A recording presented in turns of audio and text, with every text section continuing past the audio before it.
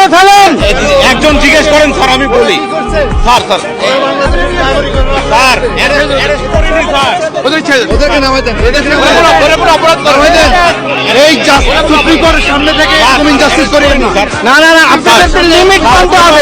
করা হয়নি স্যার। নামাই দেন, না না, ওদেরকে নিয়ে যান, নামাই দেন, ওদেরকে নামাই দেন, ওদেরকে নামাই দেন।